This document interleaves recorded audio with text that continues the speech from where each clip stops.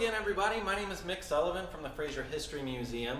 We're grateful for everybody out there who's doing their part to help the community in this strange and unusual time. For most of us, that means staying at home and potentially getting bored. So I am here today in our exhibit, our temporary exhibit called Celebrating the Sounds of Kentucky. I've done a couple videos from here already, but there's so much to talk about that I wanted to do more. So today I'm actually going to talk about the man who wore this suit.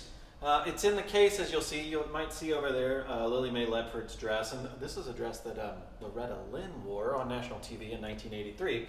This suit was of the style for the 1970s, and it belonged to Bill Monroe. Bill Monroe is known as the Father of Bluegrass, which is a type of music that is really important and has its roots here in the state of Kentucky. He was the type of person who always liked to dress well. Anytime he was on stage, he was dressed to the nines, but he changed with the fashions, and this suit is very much in the 1970s fashion. It's got a big, broad tie, quite a pattern. It's probably polyester. It's a pretty awesome looking suit. I'd wear it. One of the things that people remark about when they see this suit, however, is how big it is. Most people who know of Bill Monroe don't picture him being such a large man. But in fact, he was a very strong guy and was actually very into his masculinity. In fact, in the early days of his band, the band would often tour as a barnstorming baseball team and a band. So they'd play the teams from the town during the day, and then they'd perform at night for everybody to enjoy. We also have in this case, on loan from the Country Music Hall of Fame, a 1965 Gibson F5. 1965, 1964. Some mandolin nut's gonna point that out if I don't get it right. But this mandolin is not his main mandolin. His most famous mandolin is a 1923 Lloyd Loar. It was made on July 9th, which was my birthday. And that mandolin is a very, very famous instrument. I think sold for over $1 million recently. This mandolin is one that he used while the other one was being repaired several times, but also he would use it on stage for a different tuning, so he didn't have to retune his instrument. I know that was the case. I think Get Up John, he would play on this mandolin. Bill Monroe was very protective of the genre of bluegrass music, and some people say that type of music, really as we know it today, was first created or first defined by the band that he had that included Lester Flatt and Earl Scruggs.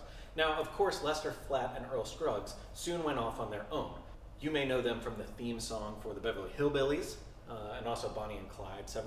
They were very famous in pop culture. But at first, Bill Monroe was mad about that. He felt that they took his music from him.